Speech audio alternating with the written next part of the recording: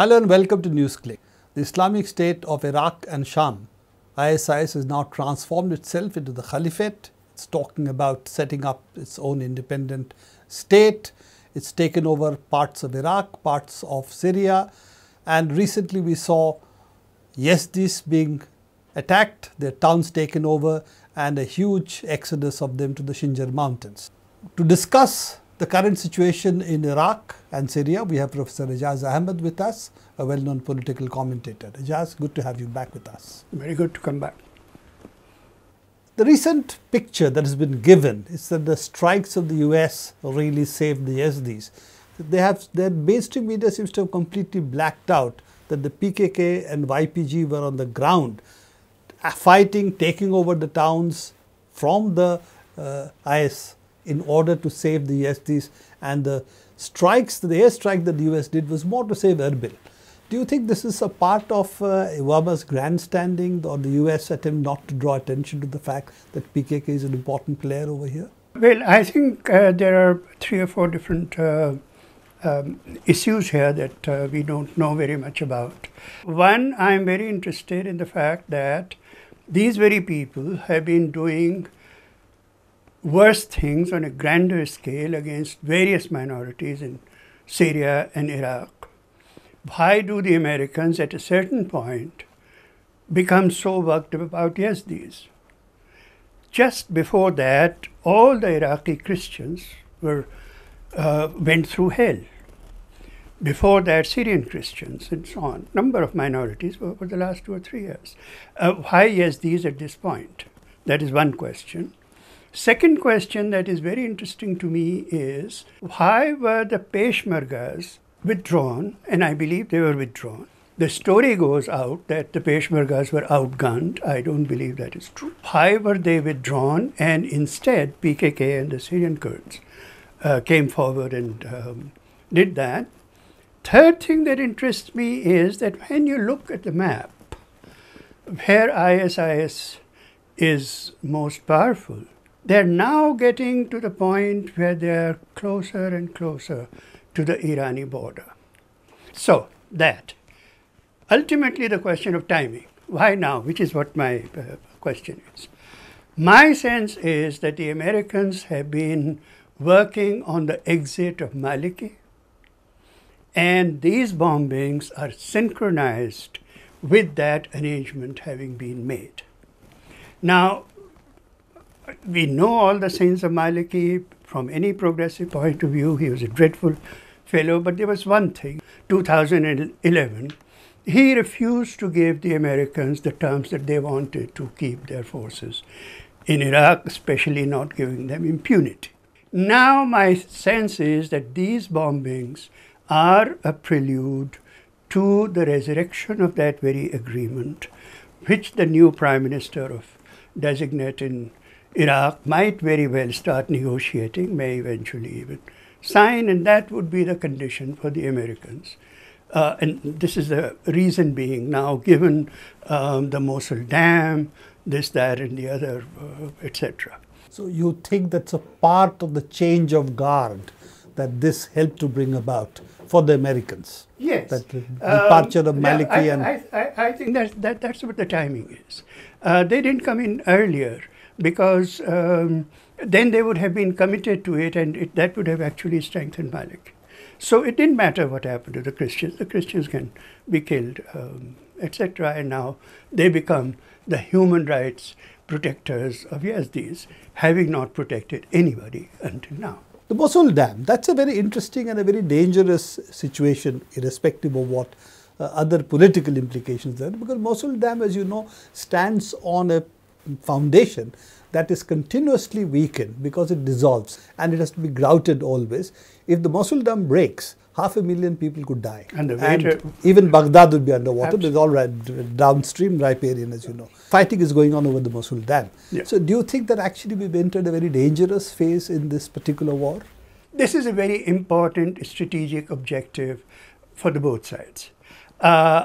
ISIS is crazy enough to do something of that kind, I do believe. At the same time, they seem to be militarily very shrewd people. If they come to control it, they can make all kinds of threats and so on. So, you know, it's that. It is a very strategic. Aijaz, there is a bigger danger. Even if they don't make any threats, they don't do anything, their ability to actually continue the grouting operations is relatively weak. Quite right. My sense is that ISIS is not going to last very long. So you feel that this is really temporary. They have taken it back, they claim. Once the Americans have achieved their objectives, they will all, I mean, ISIS can also be regrouped and sent towards Iran and withdraw from this region. That's the other thing, you know. If you look at the whole scenario, now IS has the possibility of striking towards Damascus or Aleppo. These are the two strategic objectives. And the Americans wouldn't be too bothered if they struck towards Aleppo, because they essentially would like, it seems, that the IS to turn towards Syria and leave, now that you were saying that they have reached a regime change, Iraq more at peace. Do you think that's a likely scenario? We don't know what the real relationship between ISIS and the Americans is. We know that ISI is a creation of their friends, Qataris and Turks and so on. How much coordination there is between the two of them, we don't know. What we do know is that there is a strategic convergence. The interests of the ISI happen to converge with that of the United States. That is why I believe that ISIS would not move towards Kurdistan. Erbil is not the target. And now that the Americans have achieved what they have achieved in Baghdad, it's very likely that Baghdad will not be the next target either. Maybe because of coordination or because ISIS will understand that if we go that way, Americans will really come in full force. Either way, they will achieve that. That leaves us, where is ISIS going to go? Yes, I do think that Americans, it is in everyone's interest that ISIS relieve the possible siege of Baghdad, turn back and go back to Syria, where they have stepped up the fighting already. That is very, very likely. What is going on, I don't know, Prabir. It's very early to say, but I want to bring in the question of Iran again and again. Over the last few weeks, Iran has conceded a lot to the Americans. I think they're feeling deeply threatened by this ISIS showing up at their borders. What the strategic details of it are, I don't know. The question of the two of them coming together on the question of Maliki. Two of them meaning the United States and Iran. Coming together on the question of Maliki is, I believe, a concession to them. By the Americans, it's a concession to the United States. The Iranis are making now all kinds of gestures to Europe to have a gas pipeline from Iran through Turkey to into Europe, which will bypass, which will relieve the EU from its dependence on Russia and so on. Do you think that there is a possibility of now, of Syria, Iran, Iraq joining hands to fight IS and with tacit support from the United States, or do you think that the United States would still like the war to continue in this form? That keeps the grip over the region more firm? You see, my sense is that Americans, as usual, have conflicting interests and conflicting tactics, if you wish to put it that way. But whichever way it works, their destructive power is such that part of their objectives they will always achieve. Now having somebody that they have brought to power in Baghdad, my sense is that it will strengthen their resolve to overthrow Bashar al-Assad. And that will prevent the kind of regional alignment of the kind that you're wondering about. Iran, Syria and Hezbollah, the three are anyway together.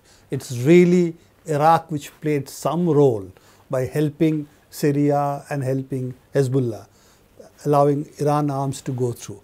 You think that might stop, essentially? I think they'll try very hard. It does appear that this kind of regional alignment is not going to be supported by the United States. That is one. And secondly, there is no change in policy that we can see from Turkey and Saudi Arabia. So, which are, as you said earlier, the tacit backers of IS. So, this war is going to continue in this form for quite some time, and looking at what we are saying. Quite right. Now, again, you know, there is a deep contradiction in Saudi policy. On the one hand, they want these Wahhabis, these takfiris, the extreme takfiris, use them against the Shia, which ultimately means Iran. And I think this push towards the Irani border is as much Saudi pressure and Qatari pressure than it, and more than that Saudi pressure. So they cannot break with these people.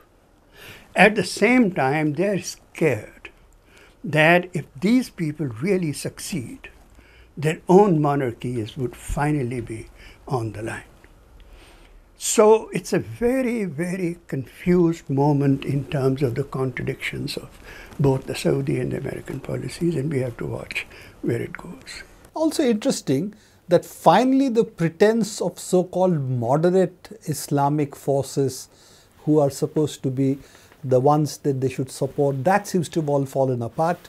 The Free Syrian Army has virtually given up, saying its units have defected to the IS or to Al-Nusra. So we have really an Al-Qaeda formation or an IS, take your pick. I think one of the problems, one of the great vacuum in American foreign policy is that they were banking on the Muslim Brotherhood to stabilize its power everywhere.